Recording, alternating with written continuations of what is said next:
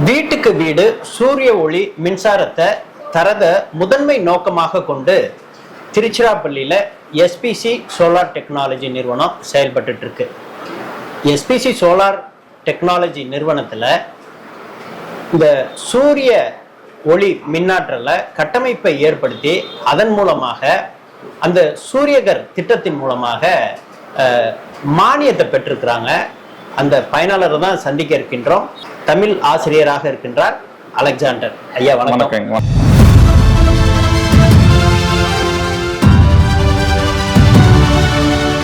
முதல்ல உங்களுக்கு வாழ்த்துக்களும் பாராட்டுகளும். நன்றிங்க. ஆசிரியர் பணி அறப்பணி, அதற்கே தன்னை அர்ப்பணி என்று சொல்லுவாங்க.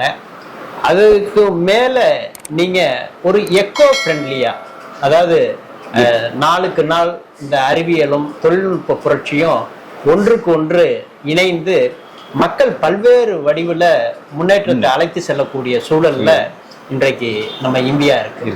அதுல முக்கியமாக இந்த சூரிய ஒளி மின் திட்டத்தை எல்லாருமே வீட்டுக்கு வீடு கொண்டு போகணும் அப்படிங்கிறாங்க. அதை இந்திய அரசே ஊக்குவிக்குது. அதுல முக்கியமா நீங்க எஸ்பிசி சோலார் டெக்னாலஜியில அந்த கட்டமைப்பை ஏற்படுத்தினது மட்டும் இல்லாம அதுல பிரதம மந்திரி சூரிய வீடு மானியத்தை நீங்க பெற்றிருக்கிறீங்க. அது எப்படி என்னங்கிற விவரத்தை நீங்க சொல்லுங்க. மானியத்தை பொறுத்தளவுல நம்ம முதல்ல அப்ளை பண்றப்ப நம்ம எஸ்பிஜியை நம்ம கால் பண்ணி கேட்டோம்னா அவங்க தகவல் சொல்லுவாங்க. அப்ப நம்மளுக்கு என்னென்ன அதுக்கு டாக்குமெண்ட் தேவைன்னா நம்மளுடைய மின் அளவீடு அட்டை, அந்த நம்ம சர்வீஸுக்கு கொடுத்துருக்கக்கூடிய மின்சாரம் ரீடிங் பாயிண்ட் இருக்கக்கூடிய அந்த அட்டை வேணும். அந்த அட்டையில யார் பேர்ல இருக்கோ, சர்வீஸ் யார் பேர்ல இருக்கோ அந்த அட்டையும் அவங்களுடைய ஆதார் நம்பர் மட்டும் இருந்தா போதும். அந்த எந்த நம்ம கம்பெனில கொடுக்க போறோமோ எஸ்பிஜி டெக்னாலஜினா அங்கே கொடுத்தோம்னா அவங்க அந்த சூரியகாரோடைய பிரதம மந்திரியோட சூரியகாரோட போர்ட்டல்ல அப்ளை பண்ணிட்டு ஒன் டைம் பாஸ்வேர்டு, அந்த ஒரு முறை மட்டுமே பயன்படுத்தக்கூடிய கடவுச்சொல் வரும். அதை பதிவிட்ட பிறகு நம்மளுக்கு ரெஜிஸ்டர்னு வந்துடும். பண்ண பிறகு நம்ம ப்ராசஸ்ல நம்ம ரெண்டு வழியில நம்ம பண்ணலாம். ஒன்று, நம்மள்ட்ட ரெடி கேஷ் இருந்தால் ரெடி கேஷை போயிடலாம். இல்லை நம்ம லோன் மூலியமா போறோம்னா பேங்க்ல பண்ணலாம். அது எஸ்பிசிலேருந்து பண்ணி கொடுத்துருவாங்க. அது எல்லா நிறுவனமே அவங்களுக்கு டைப் வச்சு பண்ணி கொடுத்துருவாங்க. அதில் அப்ளை பண்ணிட்டு லோன் வந்தோடனே ஃபர்ஸ்ட் இன்ஸ்டால் பண்ணிடும். நம்மளுடைய வீட்டுக்கு எல்லாமே இன்ஸ்டால் பண்ணிடுவாங்க. இப்போ என்ன பொறுத்தல 2 கிலோவாட் போட்டிருக்கேன். 2 கிலோவாட்ல இப்போ இன்ஸ்டால் பண்ணிடுறாங்க. ஃபர்ஸ்ட் இன்ஸ்டால் பண்ணதுக்கு அப்புறம் ஒரு போட்டோ எடுக்கணும். அந்த நம்ம ஜிபிஆர்எஸ் உடைய நம்ம நிக்கிற மாதிரி வீட்டினுடைய உரிமையால நின்றுட்டு அந்த போட்டோ சூரிய மின்கலனை எங்க கட்டமைச்சிருக்கீங்களோ அந்த இடத்துல இருந்து இருக்கணும். நீங்க போட்டோ எடுக்கணும். அமைப்போட எடுக்கணும். ஏன்னா ஜிபிஆர்எஸ் ஏன்னா நம்மளோட வீடு தானா இல்ல போட்டிருக்காரா இல்லையான்ட்டு எவிடன்ஸ் சொன்னீங்களா, நம்ம போட்டுட்டு நம்ம அந்த போட்டோவோட மின்சார வாரியத்துக்கு அப்ளை பண்ணணும். அது எஸ்பிசில நம்ம பண்ணி கொடுத்துருவாங்க. டாக்குமெண்ட் போனதுக்கு அப்புறம் அங்கேருந்து விசிட்டிங் நம்ம போட்டிருக்கதெல்லாம் கரெக்டானு பார்த்துட்டு போயிடுவாங்க. போனதுக்கு அப்புறம் ஒரு 10 days நெட் மீட்டர் கொண்டு வச்சதுக்கு அப்புறம் மறுபடியும் நம்ம அந்த நெட் மீட்டரோட போட்டோ எடுத்து நம்ம எஸ்பிஜிக்கு அனுப்பிச்சோம்னா இவங்க மறுபடியும் அந்த நேஷனல் போர்ட்டல்ல ஏத்திட்டு ஒரு 10 to 15 days உள்ள நம்மளுக்கு மானியம் வந்துடும். 1 கிலோவாட்டுக்கு சென்ட்ரல் கவர்மெண்ட் பொறுத்த 30,000 ரூபாய், 2 கிலோவாட்டுக்கு 60,000 ரூபாய். இப்போ நான் போட்டுக்கு 540 வாட்ஸ் பேனல் போட்டிருக்கோம். வாரியில மோனோ 540 போட்டிருக்கோம். அதனால 62,000 சம்திங் மானியம் வந்தது. உங்களோட வீட்டுல எவ்வளவு அந்த மின் அளவீடு நீங்க தேவை இருக்கு? இப்ப என்னை பொறுத்தவரை என்னோட கான்செப்ட் பாத்தீங்கன்னாக்கா எனக்கு 500 யூனிட்டை தாண்டக்கூடாது. 500 இருந்து 700 யூனிட் தான் பயன்படுத்தணும். அதனால நான் ஏற்கனவே பாத்தீங்கன்னா ஆஃப் கிரேடு வேற போட்டிருக்கேன். 1 கிலோவாட் ஏற்கனவே இங்க இந்த பிரதம மந்திரி திட்டம் வர்றதுக்கு முன்னாடியே 2018 1 கிலோவாட் போட்டு இன்வெர்டர் மூலியமா. இப்போ ஆன் கிரேடுக்கும் ஆஃப் கிரேடுக்கும் என்ன வித்தியாசம்னா, ஆஃப் கிரேடு நம்ம சேமிச்சு சூரிய ஒளியில இருந்து மேல இருந்து பேனல்ல இருந்து வரக்கூடியதை இன்வெர்டர் மூலியமா அதுல எம்பிபிடி சார்ஜ் கண்ட்ரோல்ல போட்டிருக்கோம். அது இன்வெர்டர் மூலியமா பேட்டரியை சார்ஜ் பண்ணி அதுல இருந்து நம்ம எடுத்துக்கிறோம். அது ஆஃப் கிரேடு. இப்போ ஆன் கிரேடுங்கிறது நம்ம உற்பத்தி பண்றப்ப நம்ம பயன்படுத்தினாலும் பயன்படுத்தாட்டியும் நெட் மீட்டர் அது இருமுனை தான் வரும். ஒண்ணு உற்பத்தி பண்றதை நம்ம வீட்டுல பயன்படுத்துற போக மீதி இபிக்கு எக்ஸ்போர்ட் பண்ணிக்கிறோம். இல்ல நம்ம வீட்டுல யாருமே இல்ல பயன்படுத்தல, நம்ம வேலைக்கு போயிடுறோம், அப்ப அந்த எக்ஸ்போர்ட் ஆயிரும் இபிக்கு. நம்ம எக்ஸ்போர்ட் பண்ணிடுறோம். இப்ப கிட்டத்தட்ட என்னதோடைய 2 கிலோவாட்டுக்கு 12 யூனிட் எக்ஸ்போர்ட் பண்ணுது டெய்லியும். இப்போ எக்ஸ்போர்ட் பண்ணா நான் நைட்டு வேலை முடிஞ்சு வந்துடுறோம். அப்ப பயன்படுத்துறப்ப சூரியன் இருக்காது. அப்ப நம்ம என்ன பண்ண இபில இருந்து எடுத்துக்குவோம். அப்ப இபில எடுத்துக்கிறப்ப நம்ம இப்ப நான் ஒரு 600 யூனிட் நான் பயன்படுத்திருக்கிறேன்.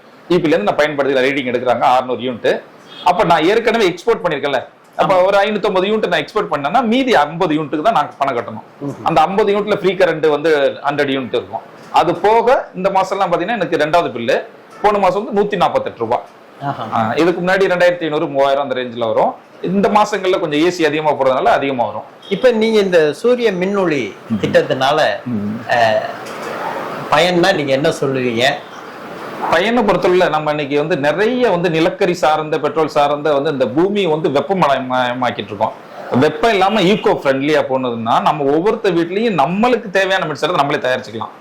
இப்ப ஏன்னா மின்சார கட்டணங்கிறது நாளுக்கு நாள் அதிகரிச்சுட்டு இருக்கு. இன்னும் ஃபியூச்சர்ல எவ்வளவு வரும் தெரியாது. அப்ப நம்ம வீட்டுக்கு தேவையானதை இப்ப கால்குலேட் பண்ணி 2 கிலோவாட் 3 கிலோவாட் போட்டு வச்சிட்டோம்னா ஃபியூச்சர்ல நம்ம வந்து அந்த ரேஞ்ச் பாத்தீங்கன்னா ஒரு 500 யூனிட் வரைக்கும் ஒரு லிமிட் இருக்கும். 500ல இருந்து 1000 போச்சுன்னா ஒரு லிமிட் இருக்கும். 1000க்கு மேல போச்சுன்னா அந்த யூனிட்டோட காஸ்ட் நம்மளோட பார்க்க முடியாது. இன்னைக்கு இருக்கக்கூடிய சூழ்நிலையில எல்லா வீட்லயும் ஏசிங்கிறது பயன்படுத்துறோம். இப்ப ஏசி பயன்படுத்துறப்ப நிறைய மின்சாரம் அதிகமா செலவாகும்.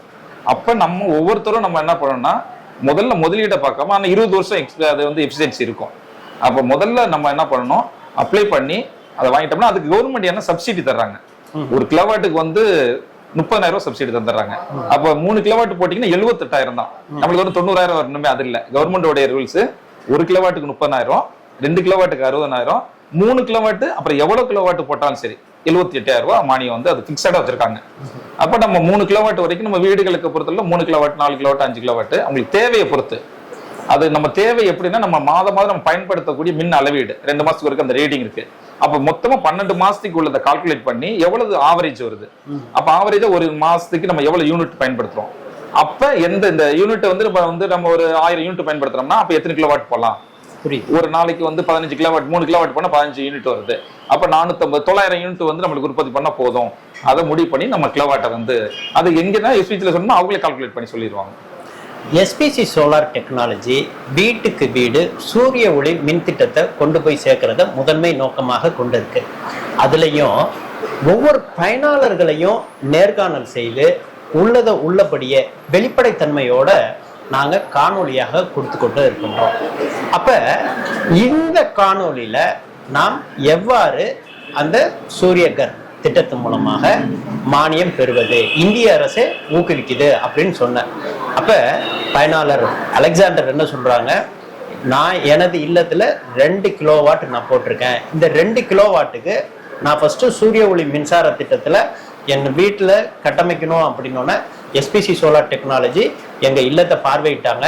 நாங்கள் பயன்படுத்தக்கூடிய மின் அளவீட்டு அலகை கணக்கெடுத்தாங்க. அப்ப எங்களுக்கு 2 கிலோவாட் போடணும் அப்படின்னு பரிந்துரை செய்தாங்க. அந்த பரிந்துரையின் பேர்ல அதுல ஆன் கிரிட் போட்டா அதுல உங்களுக்கு பிரதம மந்திரியோட மானியம் கிடைக்கும்னு சொன்னாங்க. அப்ப நாங்க 2 கிலோவாட்டுக்கு 30,000 ஒரு கிலோவாட்டுக்கு 30,000 வீதம் 2 கிலோவாட்டுக்கு 60,000 நான் வந்து விண்ணப்பிச்சேன். அந்த விண்ணப்பிக்கக்கூடிய முறையானது ஃபர்ஸ்ட் பெயர், ஆதார் எண், அதற்கப்புறம் மாவட்டம், அதற்கப்புறம் அந்த மின் அளவீட்டு அலகு எண், அதாவது உங்களோட கணக்கு எண், அந்த எண்ணை நம்ம போட்டோம்னா ஒரு முறை இருக்கக்கூடிய கடவுச்சொல் வந்தது.